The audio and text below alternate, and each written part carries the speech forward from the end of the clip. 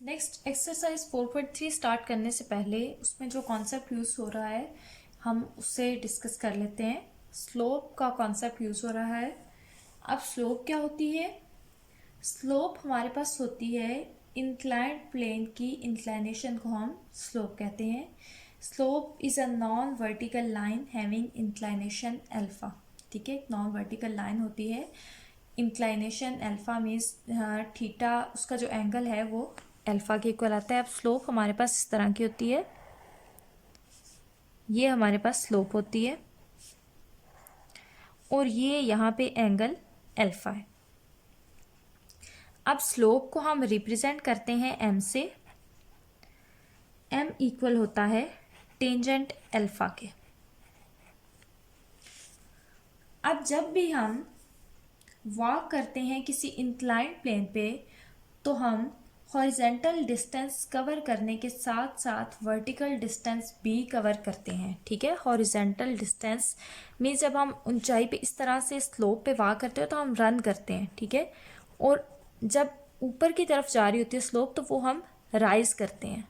ठीक है, वॉक करने के साथ साथ हॉरिजेंटल डिस्टेंस कवर करने के साथ साथ हम वर्टिकल डिस्टेंस भी कवर करते हैं और इन दोनों की रेशो हमारे पास स्लोप के इक्वल होती है। स्लोप हमारे पास इक्वल होती है राइज ओवर रन, इसे हम स्लोप कहते हैं। इसको y ओवर x भी लिखते हैं और ये टेंजेंट अल्फा के इक्वल होती है। अब डिफरेंट कंडीशंस हैं कि अगर स्लोप x एक्सिस के पैरेलल हो फिर क्या होगा, y एक्सिस के पैरेलल हो तो स्लोप क्या होती है। तो यहाँ पे ये मैं कुछ पॉइंट, कोई लाइन पैरेलल हो x एक्सिस के, a line parallel to x axis have slope 0। उसकी स्लोप 0 होती है अगर कोई लाइन x एक्सिस के पैरेलल हो, लेकिन अगर कोई लाइन y एक्सिस के पैरेलल हो, if a line parallel to y axis, तो उसकी स्लोप हमारे पास अनडिफाइंड होती है, have slope undefined.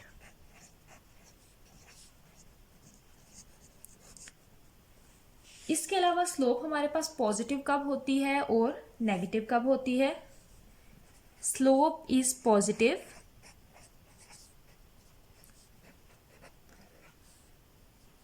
If theta lie करे 0 डिग्री से 90 डिग्री के दरमियान में, तो हमारे पास स्लोप पॉजिटिव आती है। और नेगेटिव कब होती है? Slope is negative if theta lie करे, थीटा या अल्फ़ा, अल्फ़ा भी हम कहते हैं थीटा भी कहते हैं, 90 और 180 के दरमियान लाई करे तो ये नेगेटिव होती है। इसके अलावा स्लोप हमारे पास होती है स्ट्रेट लाइन की, तो उसको भी हम डिस्कस कर लेते हैं। स्लोप ऑफ स्ट्रेट लाइन,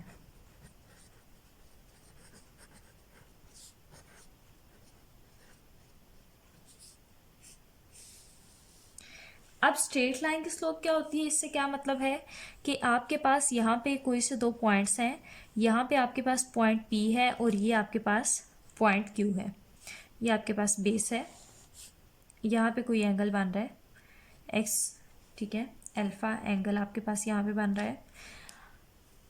अब इन दो पॉइंट्स को लाइन एक यहाँ से पास करती है, हमने चेक करना है कि लाइन की स्लोप क्या होती है।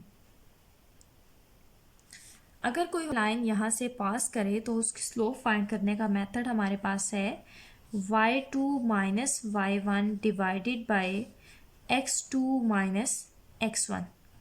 अब यहाँ पे x2 x1 और y2 y1 क्या है कि अगर हमारे पास दो पॉइंट्स हैं, एक पॉइंट है यहाँ पे p इंटू x1 y1 और यहाँ पे q पॉइंट है q इंटू x2 y2, और एक स्ट्रेट लाइन इसके दरमियान से पास कर रही है, दोनों पॉइंट्स के दरमियान से, तो स्लोप आएगी y2 minus y1 divided by x2 minus x1। ये हमारे पास स्लोप होती है लाइन की। अब स्लोप हमारे पास जीरो कब हो, line is horizontal if and only if slope equals to zero. ठीक है, लाइन हॉरिजेंटल तभी हो सकती है if and only if slope is zero. तो हम यहाँ पे लिख लेते हैं line is horizontal if and only if slope is zero. M अगर जीरो होगा तो वो हॉरिजेंटल होगी। एम मतलब हमारे पास अल्फा ही जीरो के इक्वल आ जाए। ठीक है, ये हमारे पास। अब if line is vertical, line vertical कब होगी, जब स्लोप हमारे पास अनडिफाइंड होगी। ये तो हॉरिजेंटल के लिए था। वर्टिकल होगी, line is vertical if and only if slope is undefined. Slope अगर अनडिफाइंड होगी तो लाइन हमारे पास वर्टिकल होगी। लाइन वर्टिकल भी हो सकती है, हॉरिजॉन्टल भी हो सकती है।